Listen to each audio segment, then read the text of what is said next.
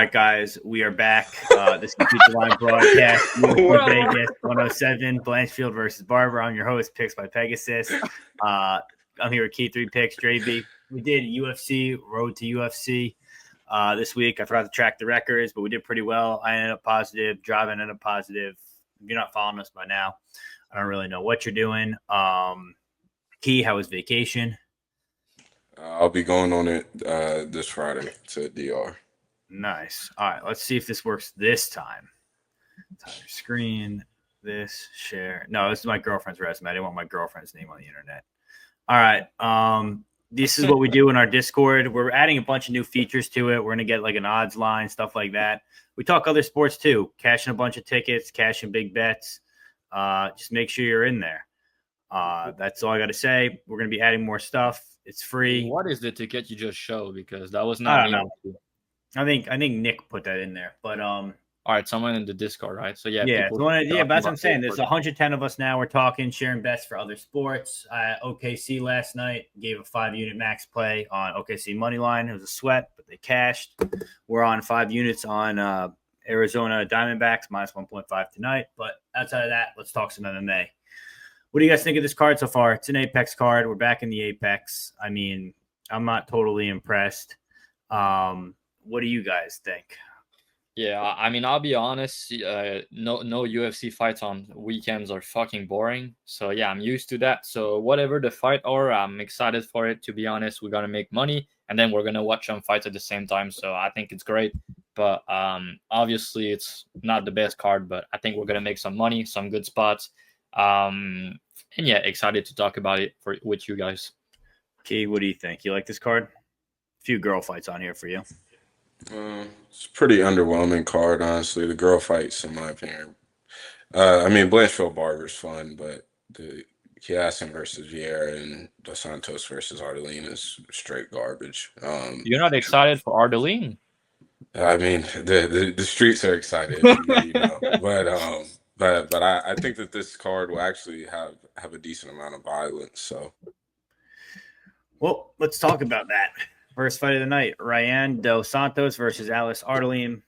Dos Santos 14-8, 29, 5'2", 62-inch reach. Ardalean 9-7, 33, 5'3", 62-inch reach. Odds in these two ladies, you can get them anywhere from minus 285 for Amanda or Dos Santos, plus 250 for Ardalean. Also, let me know in the comments below if you really want me going over like record, age, height, shit like this, or do you want me to just go over names and odds moving forward? You let me know. I'll do it if you guys want me to, but I don't care.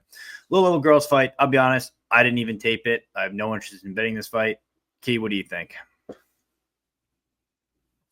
Yeah, I think Dos Santos gets it done. I got questions and DMs from people earlier. Asking if they thought Ardalean. I know a couple guys touched Ardalean early. Pause. Yeah, crazy big pause, bro. A couple guys got that early line on her, so I can understand it, but she is absolutely awful, and there's levels to being ass, and I think that she is just no. What do you mean by that? As ass as they come. So I think Dos Santos here is just the better fighter, the better grappler. The Puja loss, I think that was bullshit. And honestly, I think that she's just gotten sort of a shit into a stick on these splits. But I get it. It's women's MMA. It probably goes to decision. I don't think that this ends up as a split, but I can understand people who are just assuming and thinking that this goes down as a split. But I think that it's important to note that Ardalean's 1-5 whenever she goes to decision. I mean, there's a reason she's that. She's not a great minute winner. She steamrolls girls that she's just straight up more physical than. But in terms of actually minute to minute, she's just not a good fighter. Not the best process. She does walk forward. She's pretty tough. But in my opinion, she just has zero IQ. I know Dos Santos is with Bob Perez, who works with Kevin Holland, Derek Lewis. I believe her and her boyfriend Colton England are up there in Houston. So I think that those are all good looks for her. I think that she gets it done here, finally gets her first UFC win. I hope that this isn't a thing of her contract runs out and she just ends up 1-2. I think that she can get a couple more wins at this low level. If Shauna Bannon can stick around for years, then Dos Santos deserves to stick around for a little bit. So it's a pass for me due to this money line just being nasty. But I'm not taking a dog shot on Ardalean. Dravy, you got anything to add? Not really. It's also a pass for me, but I do think that if I were to bet it, I would bet Ardalean though, because Dos Santos, she's the better fighter technically, but she doesn't separate well. She's not a great winner per se, and Ardalean's a bit bigger, and I think she could cage push. I think she could compete on the feet, and I just think overall Dos Santos is the better grappler, and there's just a chance to get on top, and she could potentially finish the fight. So just because of that, I don't think she does finish, but there's some concerns, and I don't think Ardalean is that good. For me, it's dog or pass, but I think Dos Santos going to get it done. I think the line's a little bit wide, though. All right. Next fight here we have is... Who you got, Peg? Say again?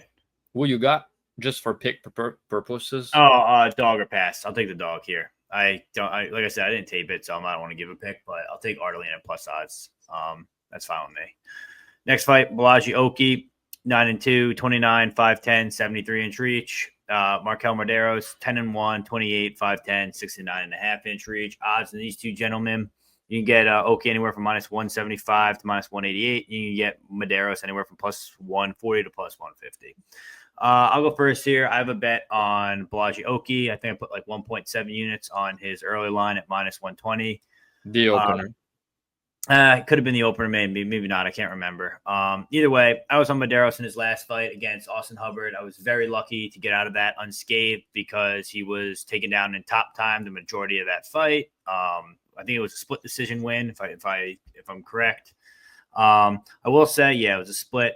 I will say he's a very good boxer. I think he's got a nice long jab. It's a strong jab too. So I like that there. Balaji Oki, also mainly a striker, very good striker as well. His Dana White Contender Series fight against Dylan Salvador. Salvador is a great kickboxer, so that was a very impressive win to win on the feet. If you watch his other fights, like against Duncan and against who else did he take down? What was his name? Kwamba. He can get takedowns. He can implement some wrestling. People do have concerns about his gas tank. I think if it's a striking affair, it could be close. Probably goes the distance if that's the case. I like them both on the feet, but I think if there's any wrestling upside, it's Oki. And if Oki watching any tapes, he knows Markel Mederos can get taken down. And once you're on top of Mederos, he can't get back up. Sure, Hubbard's probably a better grappler by a long shot than Oki.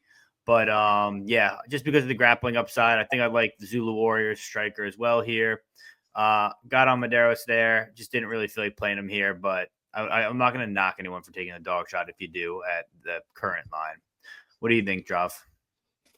Yeah, I kind of share the same sentiment as you in this fight. I think that Oki is the better fighter, but I don't think it's by a lot, and I think the fight's going to play out close. I don't see the wrestling though. I mean, I could see what you're seeing in the sense that he could get takedowns potentially, but looking into it, I don't really cap him as being a guy that's going to try to wrestle a lot in these fights. He kind of, used Kwamba's shot against him, and I don't think Mederos is going to shoot takedowns. So I see this one being a striking match for the most part, where I think Oki is going to land a bigger shot, do more damage, and I think he's more likely to finish. If anyone does find a KO, that's probably going to be him. Mederos sometimes can have his chin up in the air, and he could get counters. I just think Mederos is going to compete on volume. He has some good leg kicks, but I think that I've seen Oki check leg kicks pretty well. Mederos in the clinch, I think might be a bit better with the knees, the elbows, and I think on volume they're both going to be low volume. I don't think they're gonna, they're not gonna go to war. I don't really see that happening, and I think Oki's gonna use his jab and just land a bigger shot over 15 minutes. But yeah, I do think it's gonna be a close fight. I think it's dog or pass, but at the same time, I'm picking Oki. I think it should be around minus 150, so potentially some value on Mederos, but at the end of the day, I think Oki is going to get it done, probably by decision. Think that the fight's going to go the distance at a decent clip. So, yeah, I don't mind you got a good price, though. But at the current line, I guess I would still play Oki rather than Mederos because I don't really think Mederos has any finishing upside. And I think that Oki is more likely to KO if anyone is. But at the end of the day, I see this one being a 29-20 decision. But I think Oki is going to take it. Okay, how about you? Yeah, I share a lot of the same sentiment as Drive. 29-28, Oki makes sense here. Mederos is a guy who, I mean, he probably looks great on sparring days. I just don't think that he's put it all together whenever the lights are bright.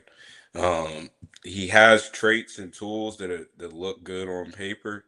And I was not high on him, but I was pretty definitely a fan of his coming into UFC. And I thought that the Quinones fight, I did have a bet on him. I thought that was a bad look, honestly. I know that ended up as a unanimous decision, but that was a sweaty bet. And the Hubbard fight was just a bad look, straight up, in my opinion. I get the move to MMA Lab. Sounds good. Probably getting some extra juice, but for me, he just hasn't put it all together. And Oki, I think, is the more put together fighter, and physically in this fight, I think actually has the advantages here, and that's pretty rare in Mederos spot. I don't think that he's used to that whatsoever. So I side with Oki here, but it's a pass fight for me betting wise. All right. Next fight, we got Andreas Gustafsson making his UFC debut, and then we have Giles. Officer Giles is back in action. 16-7, 32, 6 feet tall, 74-inch reach. I think this is at 185, right? This is upper weight class. I think it's 180 catch weight. 180 catch weight. Okay, 180 catch weight. Gustafsson, 11-2, 34, 6 feet tall, 74-inch reach. Odds in these two gentlemen. You can get Officer Giles anywhere from plus 135 to plus 137. You can get Gustafsson anywhere from minus 150 to minus 160. I think this is an Officer Giles spot, personally. What do you think, Key? Yeah, I'm sad to say.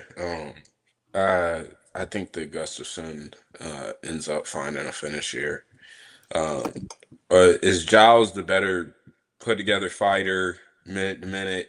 Yes. I think that he checks all boxes. Beautiful jab, we all know, blah, blah, blah. Oh, yeah. But Gustafsson doesn't really care about what looks pretty and what doesn't. I mean, he gets into a clinch and he bangs. I think the Gustafsson wins this off of just pure physicality and wanting to make this fight dirtier and uglier. I don't think the Gustafsson's good. Again, I don't rate him very highly. But I think the Giles is too fragile to be able to weather the storm to then show that he can outclass Gustafsson. So sadly, I do think that this is the end of the road for Officer Giles' UFC career. I mean, I think he's like 2-6 in his last 8 or something, or two. And he's lost his last 3. Yeah, so I mean, it's been a sad 7 story. 7 the UFC. They're against good competition, though. Mike Mallet, Prates, Bonfim, beat Preston Parsons. Yeah, I'll give him that. I will give him that. His strength of schedule is definitely on his side. It's like you said, he's not losing to bums. But I do think that Gustafsson's physicality is going to show up here. He's just an ugly, nasty foot. I mean, elbows in a clinch, knees in a clinch. I mean, he just bangs. It's like he's in a prison fight. It's I a think shame that he lost Preston Parsons plus 200 against him, because Preston Parsons was going to beat him. yeah, I think that the fade is coming on Gustafsson. I don't think the Officer Giles is going to finish the hit though. So it's a pass for me as of right now. Um, and we'll see where this line goes and if people continue to feed in on the Giles hype here. But for me, it's a pass as of right now. What do you think, Trav? It's also a pass for me. I'm gonna look like Key in the last podcast. People are gonna start calling me out, but I think it's a hard fight to predict. I mean, it's short notice. It's a step up for Gustafsson. You can't look at Gustafsson's resume and tell me any good win. He doesn't have any. And Trevin Giles, like he mentioned, like Peg mentioned, his level of competition. Like he loses to Prates, Morales, Duplessis. All these guys, right? He's losing to them, but he has win over guys like Dolidze, and so I think the guy is solid, but he just can't put it all together. It sounds like, but to me here, I think he's the better striker, and I think that he potentially has the better BJJ, and he's obviously the more experienced fighter at a higher level, and he's also younger, which is kind of surprising. So personally, I could only bet Giles, especially considering he's the underdog and Gustafsson making his debut, taking a step up in competition. But I think Gustafsson's going to win in the clinch. That's because he's nasty in the clinch and trying to break you over time. And, we've seen Giles getting finished multiple times. So at the end of the day, we saw him break in fights, and Gustafsson is the type of guy that's going to go out there and has no quit and is going to try to, make you break. And that's something that I think he could do here. But not a fight I want to bet on personally. But I think that Gustafsson's probably going to find a way to win. But looking at the numbers, I don't think there's any value. I think the value is probably on Giles, but it does feel nasty betting a side or another, I feel like.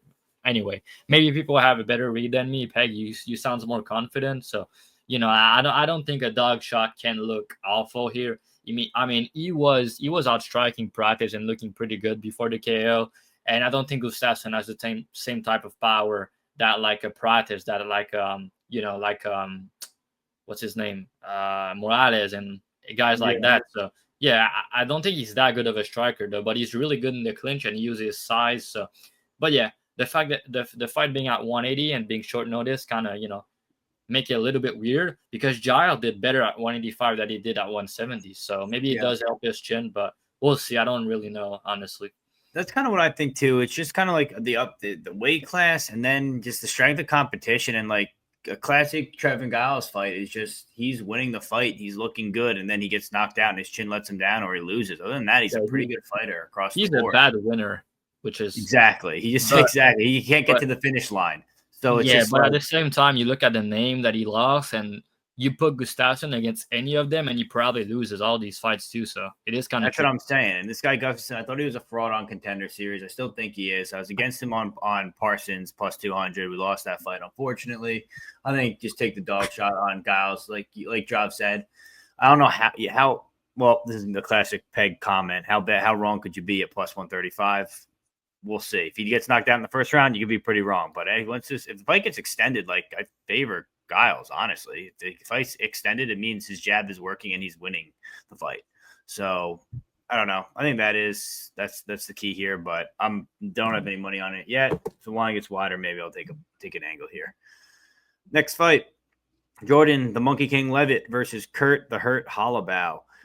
Leavitt's 11-3, 29, 5'9", 71-inch reach. Kurt Holobaugh, 21-9, 38, 5'11", 70-inch reach. Odds on these two gentlemen, you can get Holobaugh anywhere from plus 150 to plus 170. You can get Leavitt anywhere from minus 180 to minus 200. Key, I'm gonna have you go first here. The Monkey King's your boy. You like to watch him twerk. You told us about this in the group chat. Why do you like to watch him twerk? Yeah, this is fake news. This is fake news. Kurt the Hurt is my boy. I went into tape thinking I was gonna get to a Holobaugh bet relatively easily, honestly. Like I did not think that this was gonna be a hard spot to get to, and then I just saw that Kurt has probably the worst hips in the whole organization. I mean, it is just but Leavitt doesn't have them bad hips. You know, you think all that. right. Yeah, this guy's on one. But I think that here in the spot, I mean, you can't. Leavitt isn't shit on the feet. He stays safe, doesn't take a bunch of chances, but in grappling sequences, I mean, the dude can really wrestle. I mean, like he's high crotching guys. I mean, he's pause. But he's actually wrestling it. Some of the sequences and transitions versus Hooper were very fun. I question where he's at in his career, honestly, because I do find it problematic to be taking this much of a layoff, and it doesn't seem as if he's had some like crazy injury or something. He said that he's done with the twerking. I did see that. I'm not really sure how to feel about him, but I do know that he is very, very much capable of top timing Kurt Holobaugh. Holobaugh, people have to remember, I mean, not only has he throughout this whole new UFC run too been taken down and controlled, but even on the Ultimate Fighter, I mean, he was on his way to losing that fight against Lee Hammond, who Conor McGregor has raved about for years because Lee was just flat out grappling him. So I think that it's something here that Kurt has some subs. Can y'all hear me right? Yeah, we can hear you. Yeah. I think my shit is fucking up. But Kurt has some subs.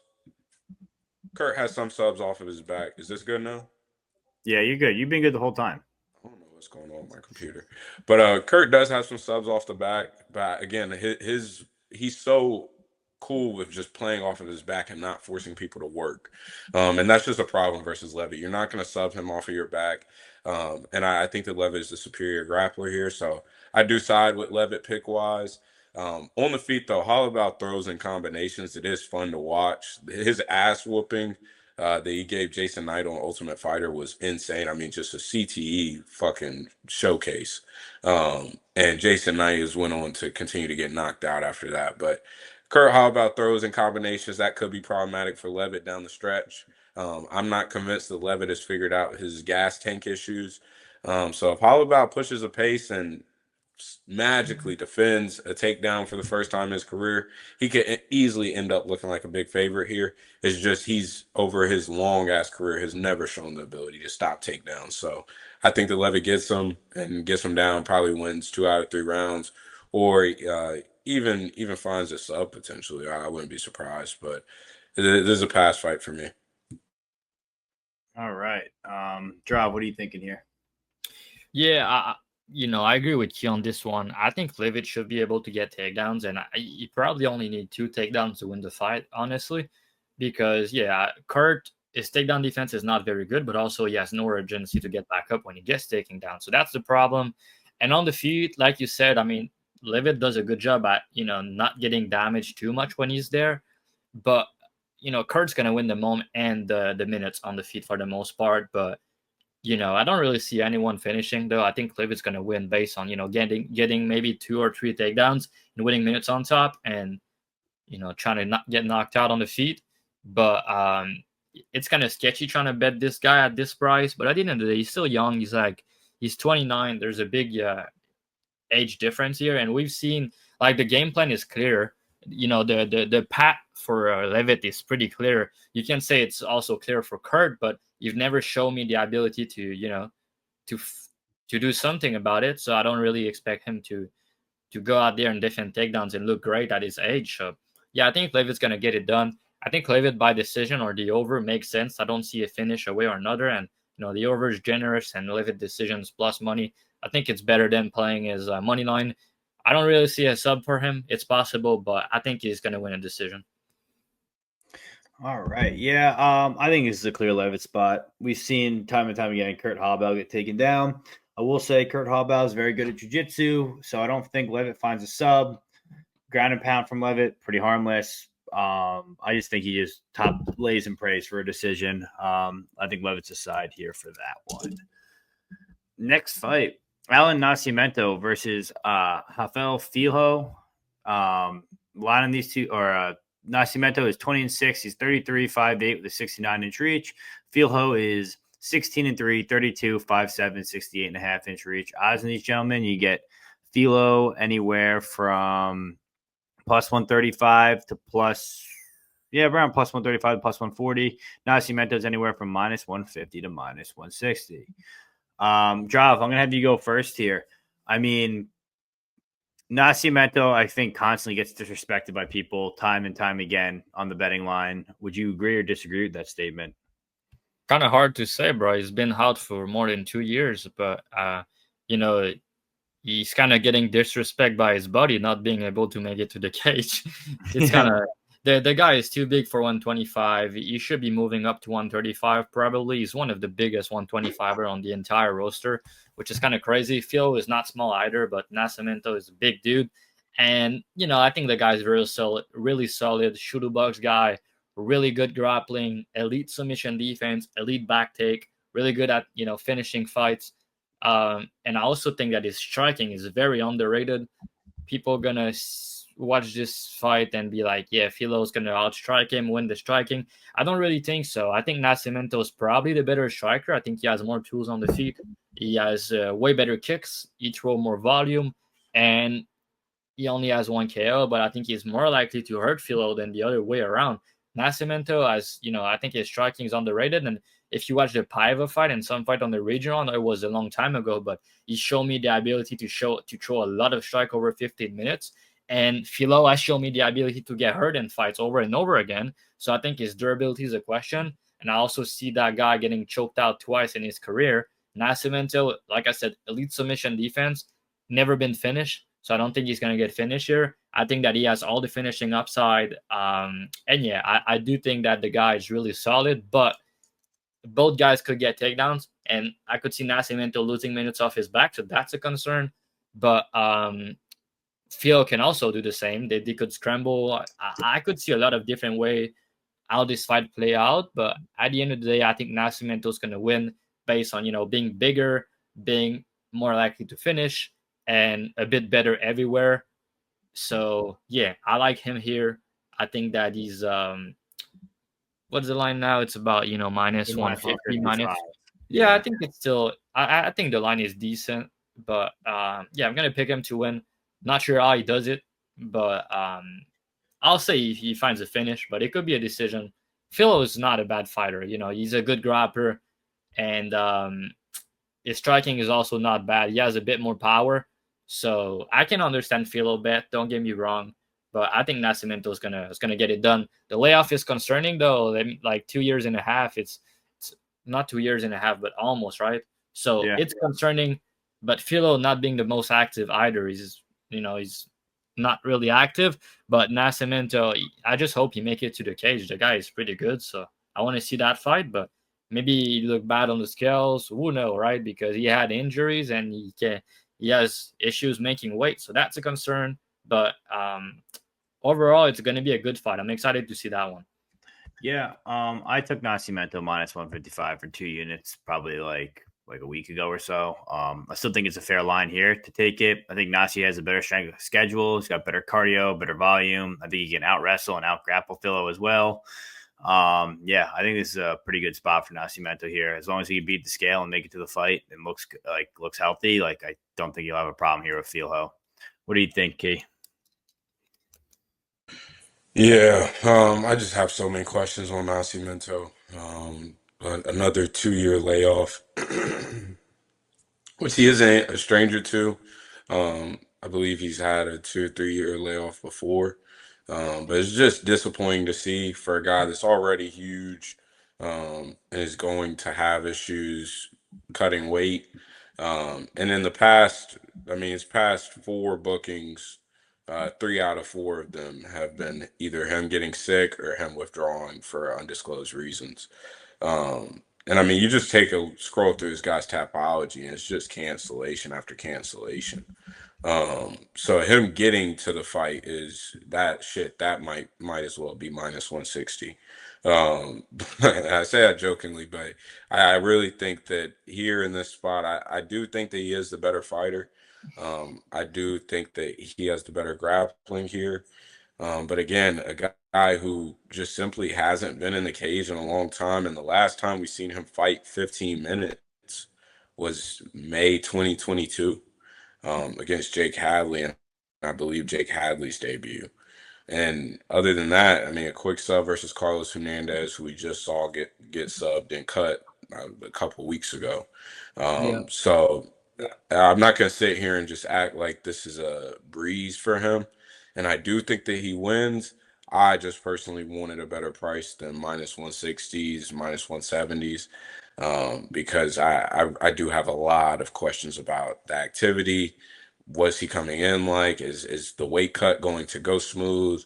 This is a spot that I'd like to definitely wait out Friday and see how he looks on the scales, most likely.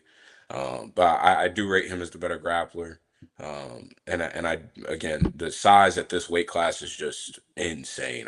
His physicality for this weight class is disgusting. So pick is Nascimento still.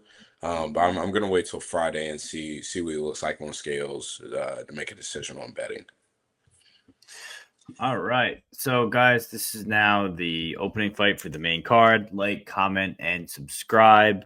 We do this every week for free. All you can do is like, comment, subscribe. It's a way to support us. Also, come shoot the shit with us in the Discord. It's free. Link is below.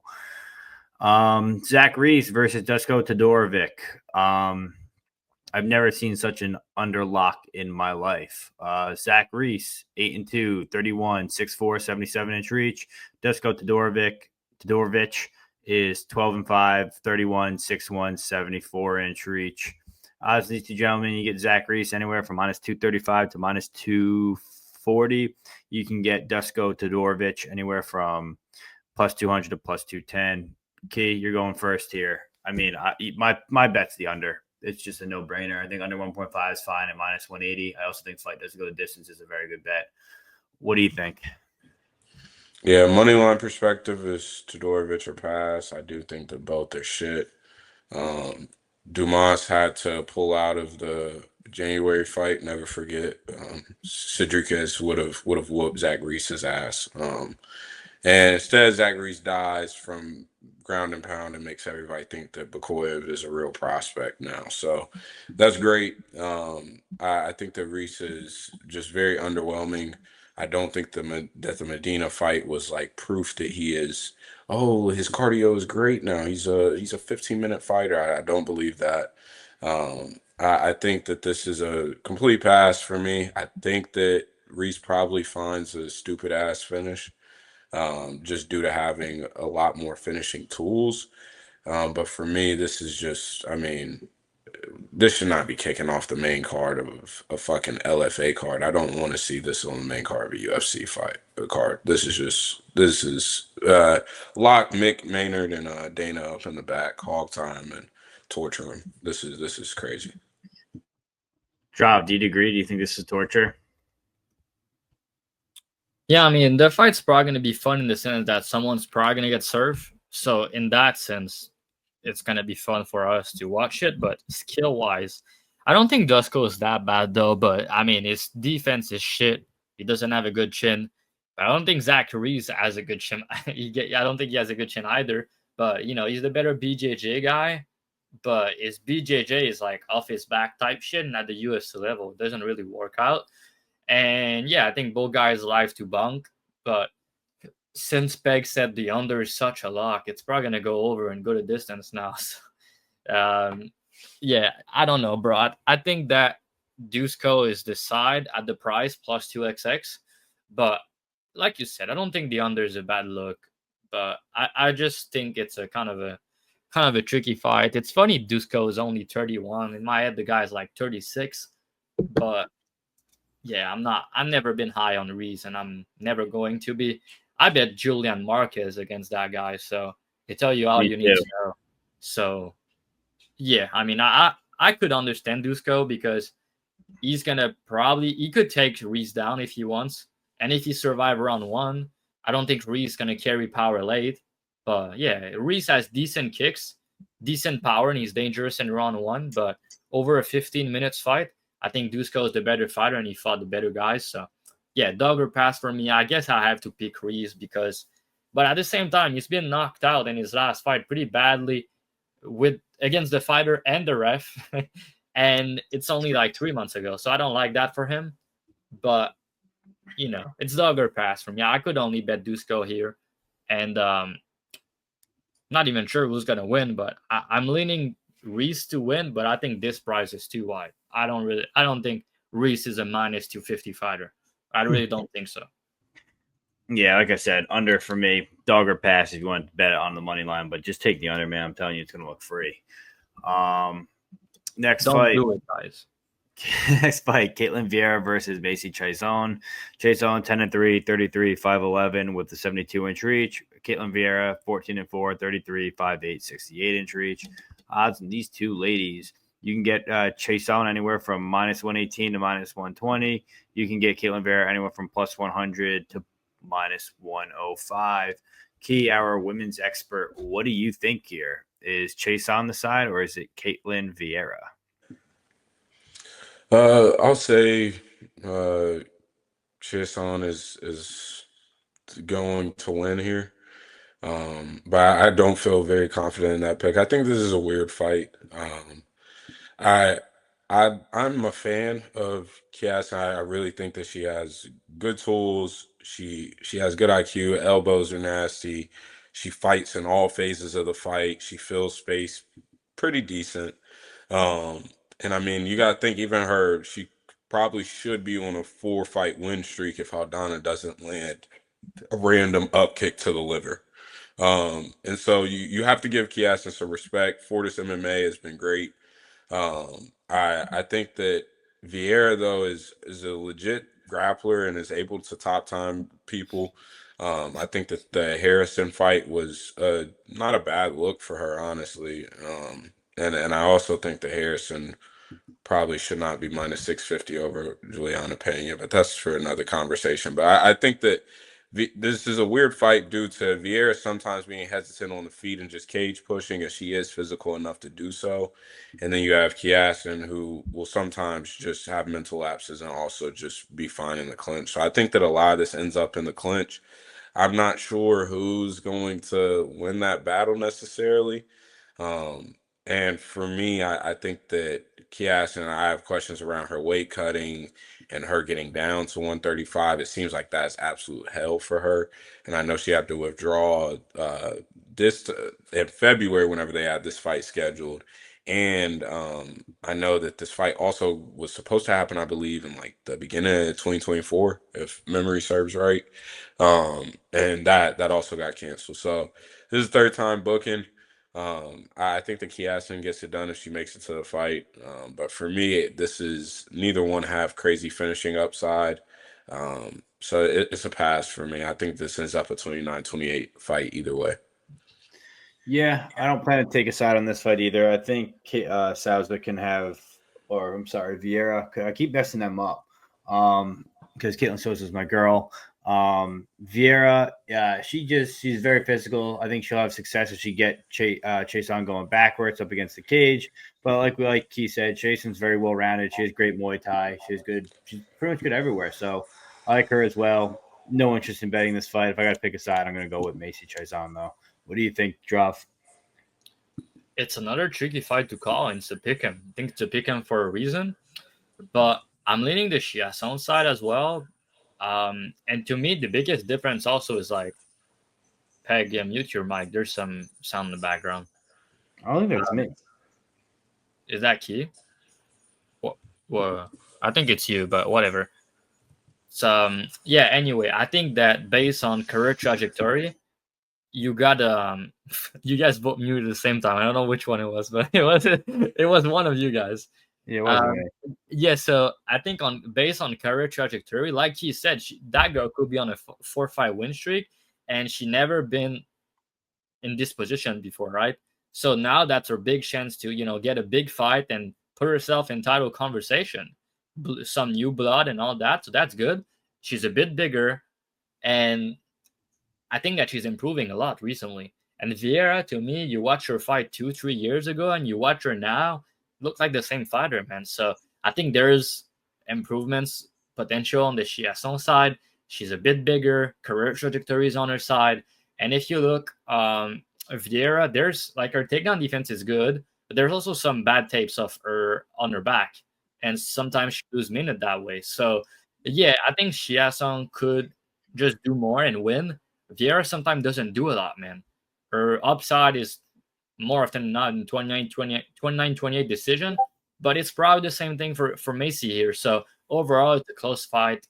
I understand why it's close to pick him, but I'm leaning Macy, again, based on career trajectory, momentum, and all that, but it's a hard fight to call. Kind of excited to see how this one play out, because sometimes these fights I'm taping in, I'm like, yeah, I have a very hard time seeing how it's going to play out, and sometimes one of these fighters could look like a big favorite, so we'll see what happens. Okay. Do you guys think if Macy go out there and finish her, she could put herself in title conversation? But I think so, but Nunes is coming out regardless of who wins Harrison Pena, so she's gonna have to wait for a little bit. I thought Nunes already came out. I hope we see Harrison versus Nunes. Yeah, I have questions about Harrison over 5 rounds. Over 5 rounds. Alive. Yeah, I need to tape her still, but I remember for PFL, she had some sketchy moments in around. That was also against the fucking dude, though. Pacheco is a certified man, so Pacheco is pretty good. He's pretty good. You know what I mean? So yeah, but I don't know. Harrison versus Nunes. I want to see that. Nunes is also a dude, though. That is very true. All right.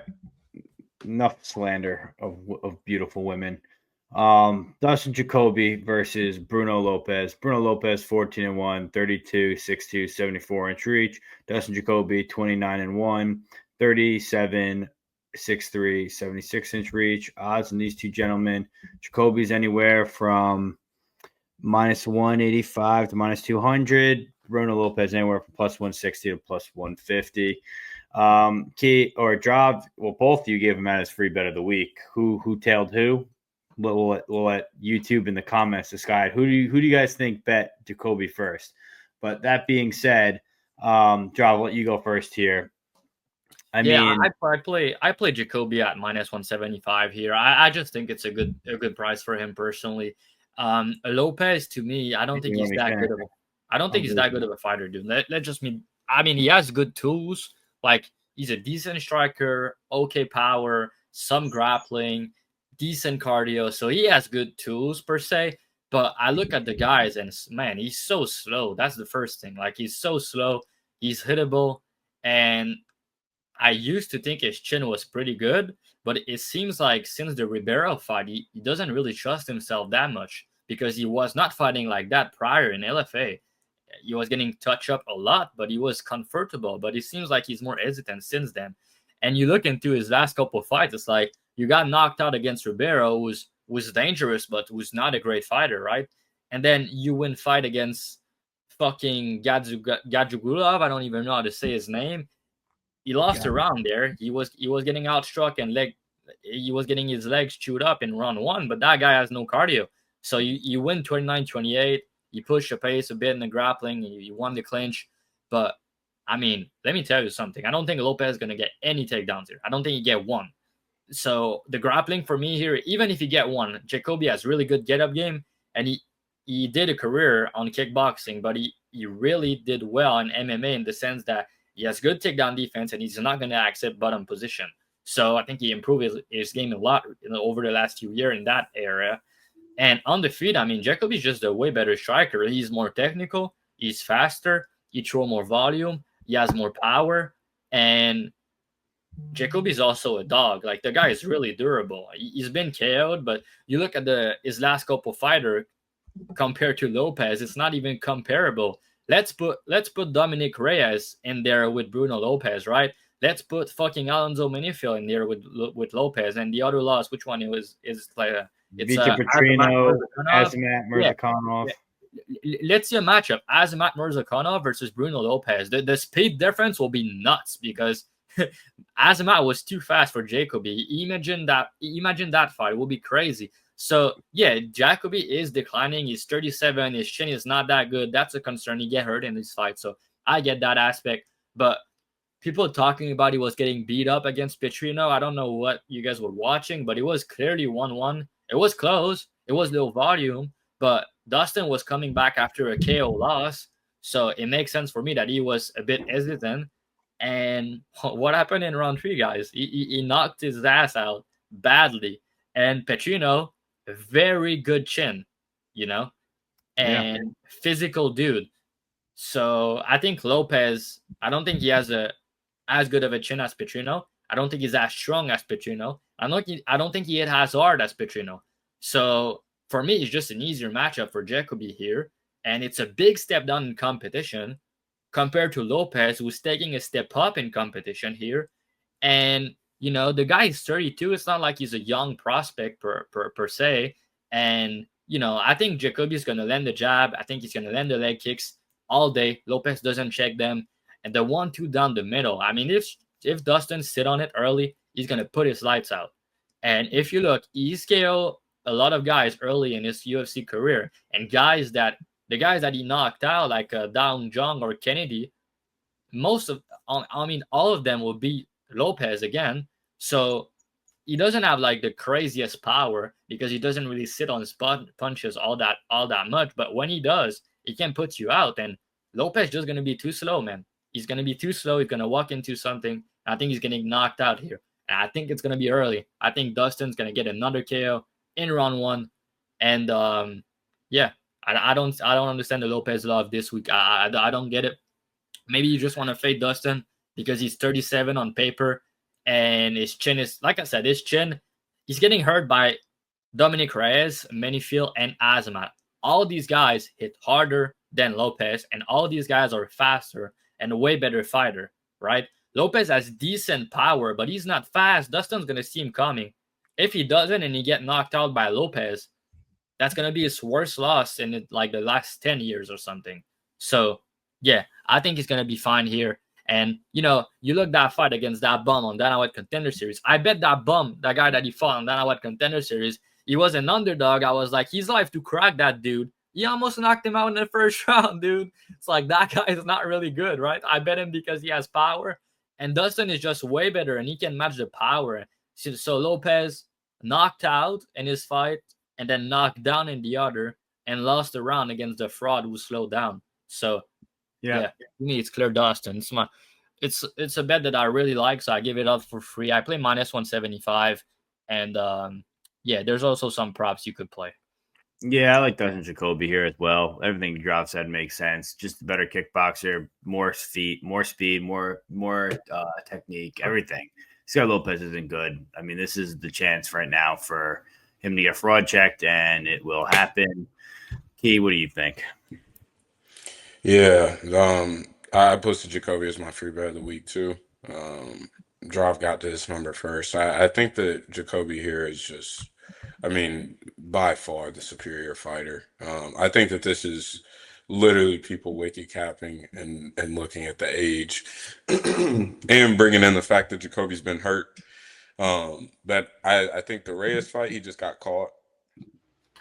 Then every other fight, I mean, you're seeing guys who are just 10 times more explosive and faster than Lopes. I mean, Lopes does not even come close to the hand speed of a Dominic Reyes, a Mederos, or a Murzakhanov.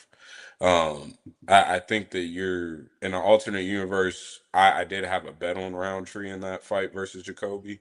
So I'll take that win, but I will say He won that fight, bro. Jacoby won the I was fight. on Jacoby. He clearly won. And so while I do think that Jacoby's record as of late may not show how good of performances he's had, I don't think that Lopes comes close to even being on the level of guys that Jacoby has lost to. I mean, Jacoby's losing to guys who are genuinely top 15 guys in the world, and I don't think that Lopes is close to that level. And Jacoby has proved himself to be a top 15 guy in the world, even at this age. I mean, the angles that this guy's cutting, the lateral movement is just going to be so problematic for Lopes. And Lopes has an issue with just backing up at times. And if he decides to back up and allow Jacoby to pressure, I mean, it's going to be jab in his face constantly. And if we thought they froze up against Ghazi Azulov and with those leg kicks, I mean, once Jacoby gets cooking and catches a rhythm, I think that Jacoby looks like a wide favorite here.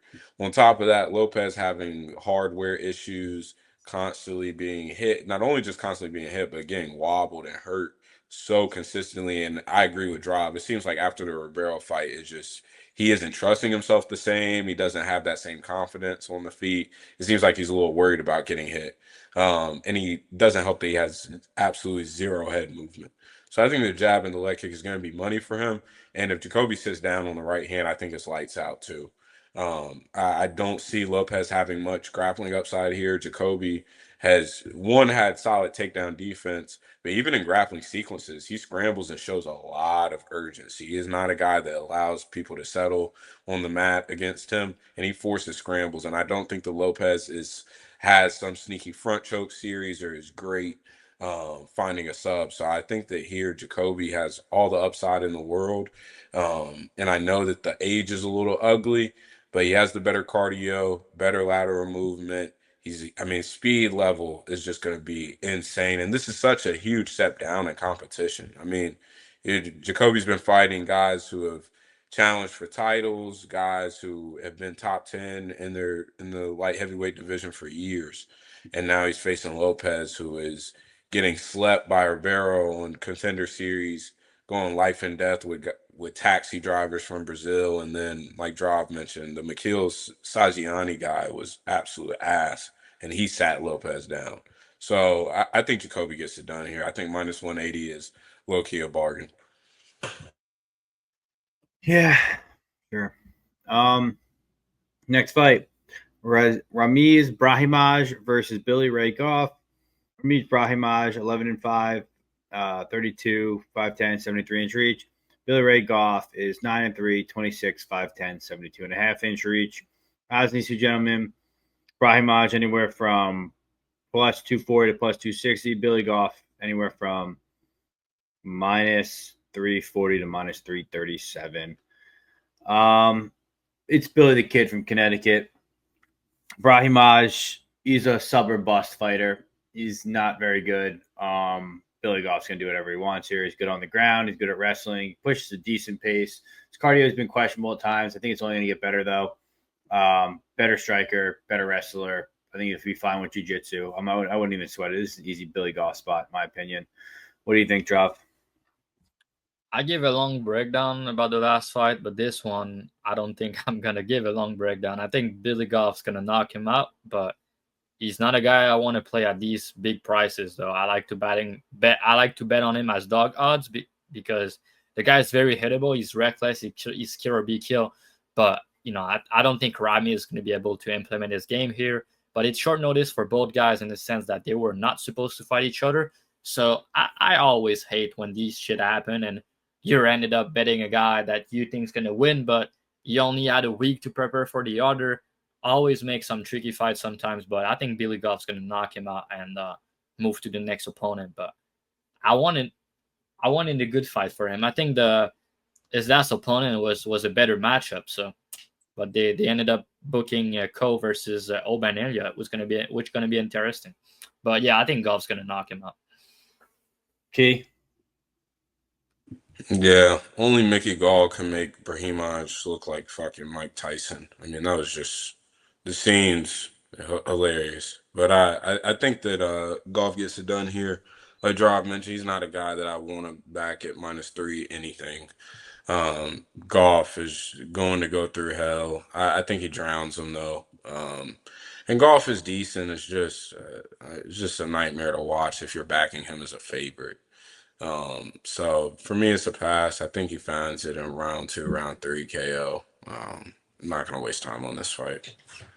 All right, let's get into a fight that actually matters here. Mateusz Gamrot versus Leavitt Klein. Leavitt Klein, 23-4-1. He's 30. He's 5'7" with a 72-inch reach. Mateusz Gamrot, 24-3, 34, 5'10", 70.5-inch reach. Odds in these two gentlemen. Gamrot's anywhere from -150 to -160. Leavitt Klein anywhere from +130 to +140. Dravy, I mean, this has got to be a clear Mateusz Gamrot spot, right? What do you think? I'm not sure about clear, but I do think it's going to win this fight. Again, I talk about that on the Jacoby fight. I'm going to need to talk about it again here because people need to put some context into numbers and to stats, right? You look on paper, Klein has really good takedown defense. I think it's like 90%. But then you need to look into the people he's been fighting and, if they're a wrestler or not, if they're good at taking people down, and is that really just a number that look good, or does he actually have good takedown defense? And what I've seen, he has good hips. He's pretty strong, and I do think he has good takedown defense. But with that said, never been tested against a guy like Gamrot who's going to chain wrestle and is going to shoot 20 takedowns if he needs to get you down. And these guys that defend first initial takedown well, I don't know how he's going to do after 2 or 3 takedowns attempt. And Gamrot is tricky with the low single leg takedowns, and he's just relentless. I don't think Klein loves a fight that is high pace. You look into his numbers, he doesn't throw a lot of volume. He rely on big moments, which I think he could win big moments here because, Gamrot can get hurt, can get dropped in his fights. We've seen that. But you look into Gamrot and you look the guys he's been fighting, top 10, top 5 fighters, right? And he has win over some of them, and he has losses over some of them, right? Some of his losses could have gone the other way. Some of his win could have gone the other way. So the guy's never getting blowout. He's never been finished. And he compete against the best of them, So I know that for a fact. I know the guy's an elite fighter. Chain wrestling, cardio. Striking's all right. He dropped Danoker in his last fight, right? So I think he was looking pretty good in round 1 after getting hurt at the end. And the thing I'll say about Gamrot is he took some fights on short notice. And in some of these fights, cardio didn't look as good. The Dan Hooker fight, he flew to Australia, and we know sometimes when these guys go there in Australia, it's a big flight, and sometimes it can affect their performance in the cardio. Gamrot said it did. Didn't feel as good. Maybe it didn't. We don't really know about that. But that fight could have gone either way. I played Dan Hooker like plus 350. Even plays decision prop. It was a big cash. But honestly, I'm not sure he won. But it was really close, right? So the thing though is Dan Hooker was threatening choke in that fight to discourage Gamrot from wrestling, right? But Gamrot in round 1, like the first 3-4 minutes, he beat his ass. He dropped him. He was pounding with ground and pounds, going for submission. He was doing all that stuff, right? But he got dropped at the end. But Dan Hooker might not be in his prime anymore, but he's a proven fighter at this level, right? And he's big. And I think that the fact that he was threatening choke was kind of helping him defend takedown pretty well. Klein's not going to do that, right? I don't think Klein has good cardio if the fight is at high pace. I think Gamrot has better cardio. I think Gamrot's going to push a pace, and I don't think Klein's going to like it. Klein, you look the guys he's beating, I'm not really impressed. Bam on this fight, it was a good look, but you look the Moises fight, he defended some good takedowns here, but we know Moises right now, it's not his peak, right? The guy doesn't trust himself, doesn't really look good out there, and he's getting finished these days, Moises, right? Klein didn't really finish him, but he won that fight. He looked good. I'm looking into this fight. I'm like, all right. So Klein's taking a big step up in competition here, but he's a younger guy. Current trajectories look good. But you look into his fight. I mean, he should have lost to Jai Herbert, right? Jai got a point deducted, and he doesn't really spend a lot of times off his back on his tape. So it's kind of tricky to know how good he is off his back. But with what I've seen, you watch a Nate the Train fight that was, kind of high pace, and he got choked out there. And you look the Jai Herbert fight, he spent like 2 minutes off his back. I'm pretty sure Gamrot's going to take him down, and I'm pretty sure he's going to attempt maybe 15 takedowns here. And I just trust him more over 15 minutes. The fight is like minus 300 to go the distance. And, when we see a step down like that, like Gamrot is taking, sometimes that's when finish materialize. So we could see a spot where Gamrot find a finish in round 2 or 3. He has a couple in his career. I know he didn't finish people recently, but the guy is still a decent finisher per se. Didn't really show it lately, but I still think he could finish fight. And, Klein is live for a KO. I don't think it happened. I think that he could win based on moments, but I think Gamrot's going to win the minute. I think Gamrot's going to even compete in the striking because Klein, I don't even think Klein has ever landed 60 significant strike in his career. So, yeah, Gamrot's going to compete a minute. I think Gamrot also is striking look better. Some people might criticize the fact that he has not improved and might be on the decline. But honestly, in his last 2 fights against Fiziev and against Dan Hooker, I thought his striking looked a bit better. And what I was about to say, I forgot. Anyway, I think he's going to handle business here, probably win a decision, but I understand that it could be close, and I understand why people might like Klein as a dog shot, but I don't think he's going to win this fight. I think Gamrot's still an elite fighter, ATT guy. He's going to know the game plan. He's on the full camp here. Turner fight, short notice. Dan Hooker fight, flew to Australia, and there's others of them, right? But he could get dropped. He could get hurt, so that's always concerning backing him at chalk, but I think there's reasons to like him here. I think he's going to win, probably by decision. But yeah, again, he's probably going to like Klein here because he doesn't like Gamrot. But I think Gamrot should win this fight. Key, what are you thinking here? Is Dravhy right? It's not a Gamrot thing. I mean, I cashed Hooker at plus 220 against Gamrot last time out, and I think the playbook on Gamrot has been out for a while now, and I don't think that the Hooker performance was a good one from him. I do agree with Drav that at range he is starting to get better with his actual striking, but I don't think that that's going to matter that much at this matchup due to Klein being so physical and having a lot of pop on the feet. I have problems with Gamrot just because I think that he is like ultimate like thin ass margins at all times due to the fact that he doesn't always have a lot of finish upside. If we take a look at his last, I believe 5 or 6, he's been dropped out of 4 out of his last 6 fights. He's been dropped.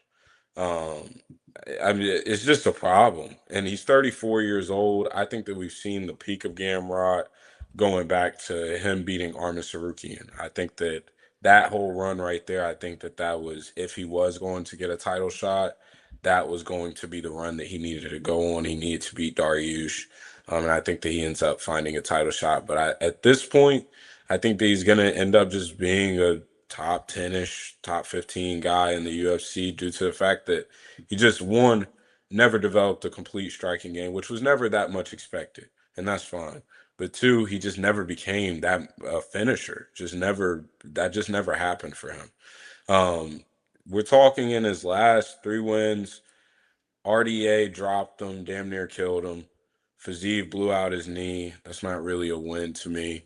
And then the Jalen Turner fight, some people can argue that Turner won that fight. So you're talking, I mean, he's a couple moments away from this line being completely flipped. And we're talking about Gamrot having a lot more losses on his record. I do think that the guy's a good fighter. I mean, he's a dog. He will wrestle. And I think that this is going to be interesting to see how Klein responds, because this is a huge jump up in competition. From Roosevelt Roberts to now Gamrot next fight is just a big time jump up. And it wasn't like he killed Roosevelt Roberts. And obviously that was just a very awkward ass matchup, very weird one for him. Roosevelt, I believe, is like 6'2". And so just a very weird one for him. And so I get it, although I would have liked to see him just completely dispatch of Roosevelt. I get it, that being just a weird performance. But I think that Klein has, I mean, he's 2 punches away, and obviously you can say that about anybody, but he's 2 moments away from winning this fight. As soon as the bell rings, he's 2 moments away, because he has one big shot. I don't care how much Gamrot chain wrestles. If he gets dropped in that round, he's going to lose the round most likely. And so you're talking Klein is 2 moments away. We've seen Klein have great balance, great hips, explosive. I mean, just a freak athlete. I mean, my guy Dan from Half the Battle talks about him and getting with Klein's doctor, because Ludovic, I mean, is insane, the physicality that he has. So I think the Klein is simply, these guys' career trajectories are going 2 different ways. I think the Gamrot is a finished product, and we've seen who Gamrot is now. And I think that Klein is continuing to ascend in his career, and is only 30 years old. He's been around for a good little bit. 10 UFC fights and only 30 years old. I think that he's going to continue to get better and continue to settle in. I don't have a side in this fight. But I will say at these odds, it's dog or pass for me. I'm not a Gamrot guy. And to lay minus 160 on a guy that gets dropped every fight, and I'm pretty much praying to God that he just hugs Klein's nuts for 15 minutes successfully. Pause. I'm not interested in a bet like that. So for me, I think that if you are betting Gamrot, you are thinking that Klein is definitely going to have a cardio dump in round 2 and 3, which is very possible. But I'm not convinced it's going to happen. I'm just not simply convinced that that's going to happen. I think that he can do enough to win the first 2 rounds. And I could even see upside for a KO here. Gamrot's 34, continuing to get hurt all the time. I don't give a fuck how many drugs ATT gives you. You got to die at some point. So for me, it's a pass as of right now. I can understand both sides. But I don't have the greatest read on this, but I know that I don't love Gamrot. So you're picking Klein, just to be clear. Yeah, pick wise. You gotta die on your hill, Key. You gotta die after a breakdown like that. You gotta die on your hill. Yeah, because people are gonna say in the comments. I don't feel good enough to like pick him straight up, because if I'm picking him straight up, then I would most likely want to bet him at these type of numbers. And I don't feel comfortable with that. I think this ends up being 29-28 either way, split decision. And I give Klein more the finishing upside. I guess, gun to the back of my head, Klein, fuck it. I'll be different from the rest of the panel. I mean, based on your breakdown, it seems like you're not in love with it, but clearly your side if you were to bet it, right? So yeah. There's no way you're gonna bet Gamrot. Let's just say that. Yeah. Unless right. you pull a pick by Pegasus and you end up betting him. All right, I'm on Gamrot here. I think We know Klein- you're on Gamrot. Dravhy already right. said it, so we know you're on it too. All right, I'm on Klein. Never thought Caliber a chain wrestler like Gamrot, but that's why his takedown defense stat is fluffed. Striking Gamrot should be fine here. Fought similar opponents to as he has fought similar opponents in the striking decline. I think Klein is KO or bust here. Gamrot has yet to get finished. We'll push up wrestling pace and beat Klein. Good till -200. All right, that's that for me. Next one. Main event of the evening, Erin Blanchfield versus Maycee Barber. Erin Blanchfield's 13-2. She's 26, 5'4" with a 68-inch reach. Maycee Barber, 14-2, 27, 5'5", 65-inch reach. Odds on these beautiful ladies. Blanchfield, -240 to -250. Maycee Barber, anywhere from +200 to +210. Key. You think Blanchfield's beautiful? Yeah, you don't? Not really. She's all right. I mean, cover her ears, and she's pretty, but her ears are nasty. Key, what you think? We need your opinion there. I mean, Maycee Barber's clearly like a better looking girl than her. Like, it's not really. Key's like, I'm not gonna comment on the situation. Like Blanchfield could be cute. She could be. I mean, Maycee blew up a lot last year, man, like crazy. You watch her fights like 3 years ago, and you watch her last year. That girl blew up a lot. Yeah, it's puberty, man. It's crazy. Her girls' hormones get going, and it's off to the races, baby.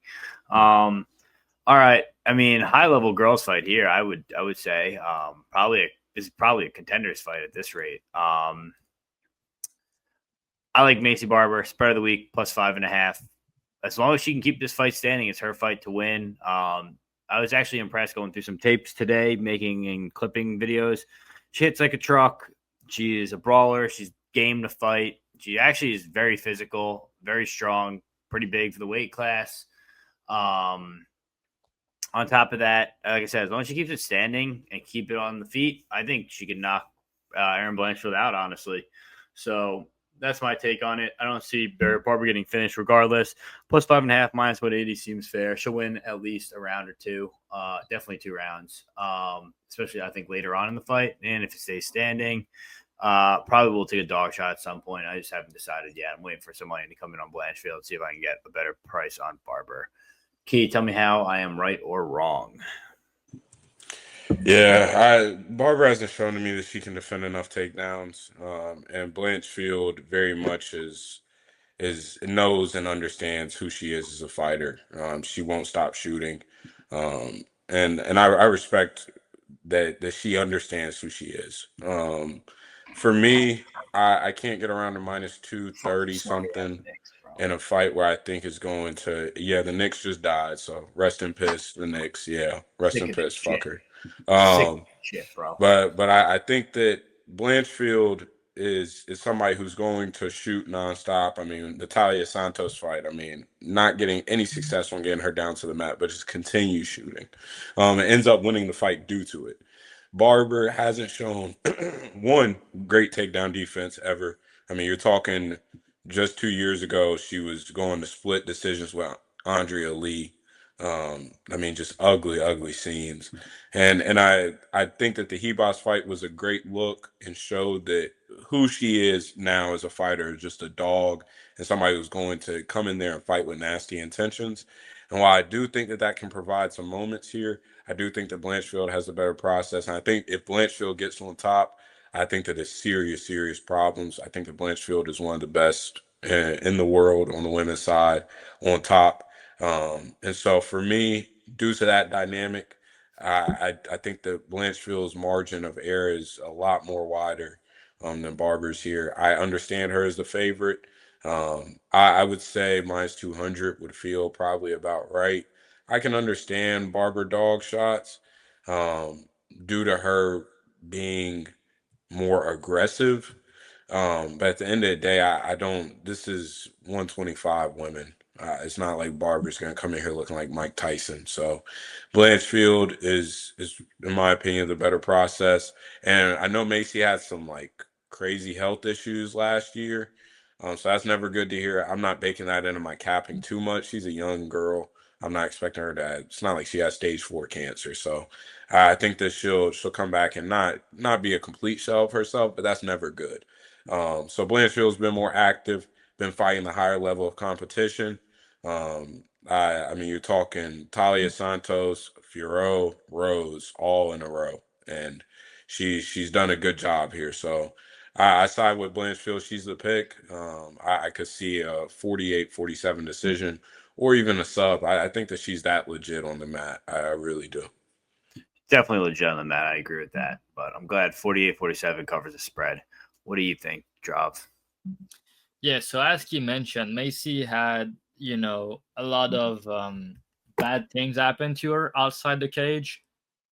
She couldn't walk. She had a lot of issues. You watch some interviews, and it was bad. They don't really know what happened to her.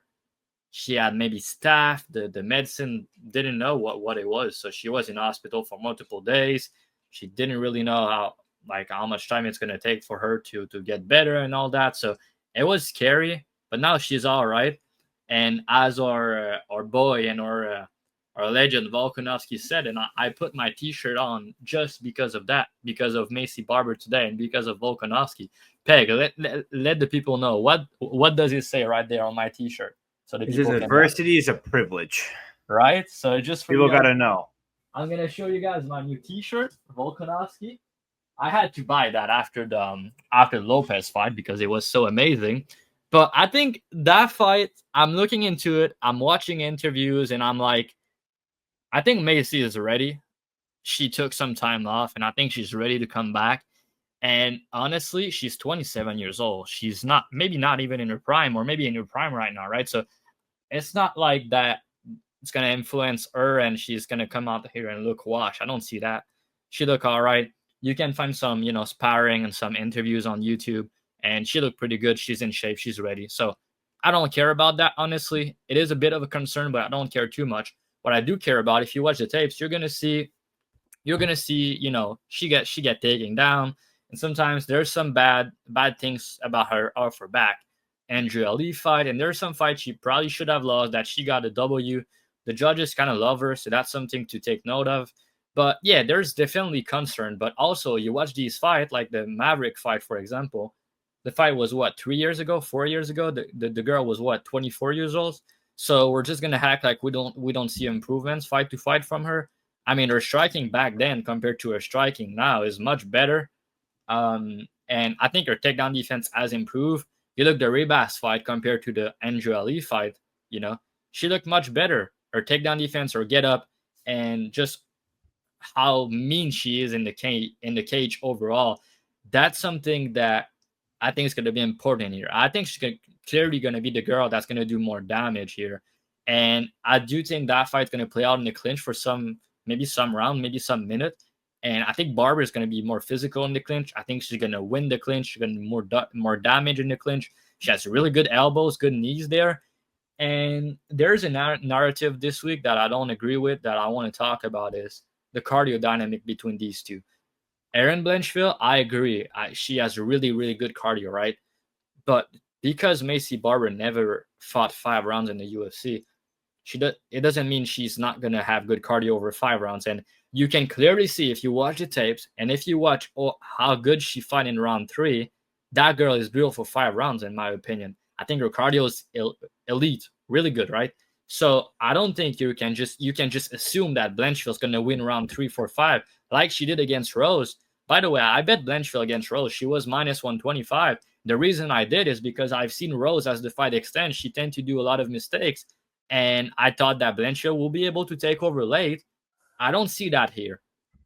Erin's a slow starter. We've seen that multiple times. She tends to lose round 1 in these fights, right? So if she go out there and lose round 1 and then need to kind of come back and get her game going, could she get takedowns? Yes, I think she could get Macy to the ground. But is she going to hold her down? Is she going to submit her? I'm not sold on that. Macy is also insanely tough. I don't think it's going to be easy to finish her or submit her, but I do think it's possible because she give up her back sometimes, and that's concerning. But at the end of the day, more often than not, I don't think Erin's going to finish her. And if you go the distance, you have a girl in Macy who's going to do more damage, who's going to be the better striker. Also heard some people said that the striking is going to be close, and Erin, they're not even sure if Macy's the better striker. I don't know what these guys are watching, but I mean, Macy's clearly the better striker here. She clearly hit harder, and she's the type of girl that's going to win big moments on the feet, which I like. People were like simping on Blanchfield after the Andrade fight, right? Me and you guys remember because we got Manon at big dog odds after. But is that fight aging well right now? She got Andrade up at 125 on short notice off the couch, right? In round one, she couldn't get her down, right? It was a banger for the time it lasts, and she showed her balls in that fight. But it was a 50-50 fight. She ended up getting her down in round two, and she find the choke. But Andrade at 125 against grappers, what happened when she fought them? She always loses. She always get finished, and she always get out physical. And Erin had issues in that fight. She was in the 50-50 fight with her before the finish, right? So is that fight really aging well? I'm not sure about that. And then the Tyler Santos fight, physical girl. Erin couldn't take her down. She bite down the mouthpiece. She's a dog. I'll give her that, right? But it was a really, really close fight where Tyler Santos slowed down and Erin was able to take over. I don't think Macy Barber is going to slow down, but I think Macy Barber is the stronger girl here. I think she's the better striker. I could see a fight that looked like the Manon fight, but the difference is I think Barber's going to get taken down, but I also think that Barber is going to do more damage on the feet than Manon did. Manon was outpointing her, right? Barber's not looking to outpoint you. She's going out there and she's trying to cause damage. She's trying to make you bleed, right? That's what she said in interviews. I'm not out there to win decision. I'm out there to make these girls bleed, and I want finishes. Yeah, I bet. I'm looking at it right here. I bet Talia Santos against Blanchfield. Based on what I heard in her interview, by the way, if she win this fight by impressive fashion, it looked like she might be next for the title. Maybe that's bullshit, but Ariel was questioning her about it, and clearly she knows something that she didn't want to tell him. So maybe the UFC told her, you go out there, you win, and you finish, you're next in line. I don't know, but maybe that's possible. That's all narrative, right? But again, I look into this fight. Barber, better striker, hit harder, is going to do more damage. I think she's going to match her on cardio. And I think if she get taken down, she's going to get back up. And the other thing is Blanchfield, like you said, elite ground game. Really good on top. Really good BJJ. But is her wrestling that good? I don't think so. I don't think her wrestling is that good. And what does she struggle with, right? Strong girl that cannot strike her. And on the feet, she fight hard, but the girl is really hittable, and she's right there to be cracked. And Barber's going to crack her.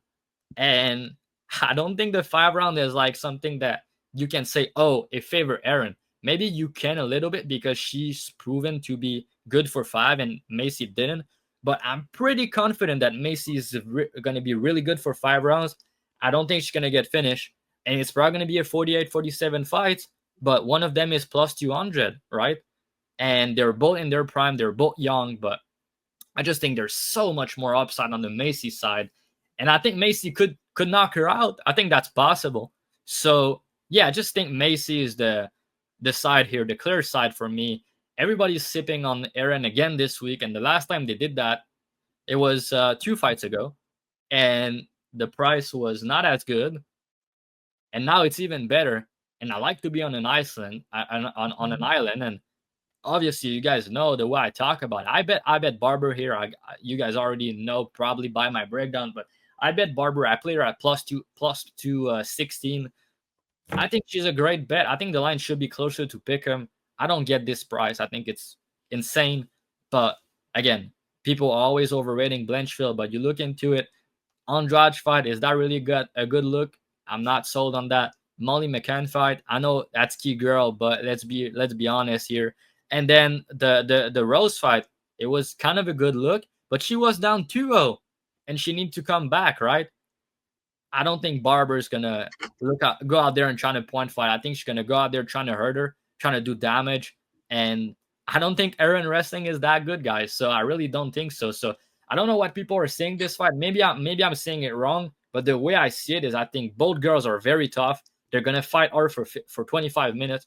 but one of them is the better striker that hit harder, that's gonna go out there and trying to make that guy make that girl bleed and trying to knock her out.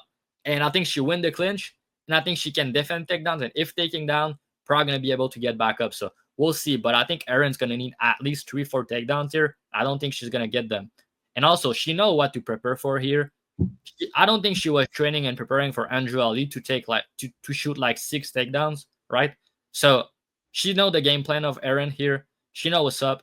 And I like the trash talk between these two girls. I'm really excited for this one, but to me it's Barber. So we'll see. Maybe I look dumb after the fight week is over, but I think that people picking Blanchfield and saying that minus 250 is fine are kind of stupid. So maybe it's me, but we'll see. All right, guys, that's the show. We'll do what do we got? Oh, Peg's safety pick of the week. That's going to be fight or the under on the Duskovic Reese fight. And then let's give out a few props. What props do you guys like? Anyone got anything to start? Has commercials dropped all props? Bet Rivers and Bet 365. Okay, what do you guys like? I'm gonna go Barber KO. Jacoby KO round 1. That was gonna be mine. I'm gonna go with. There's not really many options here. I'm gonna go with Matus Gamrot. Round. You can pick the round combo though. Okay. All right. I'm gonna pick Gamrot by. It's Gamrot inside the distance plus 600 on a Bovada. Okay. So me, Barber plus 650 by KO. It's on Bet Rivers. Peg, your one is on Bovada ITD, but it's also on DraftKings plus 600 Gamrot ITD. And Key, you pick Jacoby KO1. It's on Bet Online, and it's also on Bet 365. That one. It's about plus 425, I think. Jacoby by KO is plus 425. No, round 1 KO you choose. Okay. What to say? Okay. All right, guys, that's the show. I'm your host, PicksByPegasus. Everything I give out all my plays for free in the Discord. Discord's also free. We're adding a bunch of cool stuff. Got a cool community. Come join us. Link below. Key, Dravhy, what do you guys got going on for your OddsShopper and your Dub Club? Yeah, on my end, as usual, you have my link in my Twitter. You just click on there. You can join OddsShoppers, where I post all my bets, all my breakdowns, and you're gonna see all the fight. I break down all the card, even though I don't have bet on. I'm gonna give you guys lean on it, and we're up 40 units this year already, and 15% ROI. So been killing it. Cash on road to UFC, cash on UFC, and next up, Dana White Contender Series is gonna be coming soon, and we killed it last year, so gonna look forward to do it again. But yeah, we all win here in this podcast. So if you guys just want to support, like this video, leave a comment below, tell us what's your favorite bet, subscribe to the channel. It's enough. But if you guys want to have all our bets, all the breakdowns, and make the money at the same time, just hit me up on Twitter. Just let me know you watch the show. If you're not sub and you want to be a sub, I'll give you a promo code for your first month. So hit me up on Twitter, Dravhy_, and I got you. Karine Silva versus JJ Aldrich just got announced for Chicago. The fuck? Who? Karine Kilo Silva versus JJ Aldrich. It's a weird fight. How does that even make sense? Anyways, Key3Picks, $20 a month. Y'all know the deal. I just dropped 2 big underdogs, one for UFC 316, one for UFC Baku. Got a big parlay for UFC 316 too. Dustin Jacoby online for this week. Everything linked to my Twitter, Key3Picks. Positive on the year. Y'all know the deal. Let's have a good week. Yeah, I forgot to say, but I didn't post it on Twitter, so you guys will know first. But I have a max bet for UFC 316 locked in. I think my last 3 max bet cashes, and I'm almost done with 316. I have 6 bets already locked in, mixed with underdogs, parlays, and a couple of that. I did a lot of research early with the week off, so it's a good time to join and kill the line with me early on. And I only have 3 fights left to tape for 316. So join in, get the max bet, and it's gonna pay for your month and more. So Yep. And I got some bets for 316 too, but mine are all free. Take them if you want. I don't care if you don't. All right, that's the show. Thanks for joining us. I'm your host, and these are the boys. We'll see you next week for 316. We'll bring on a guest. I don't know who it is. I think we have someone planned, but who knows? Leave in the comments below who you want to see us bring on next. Later.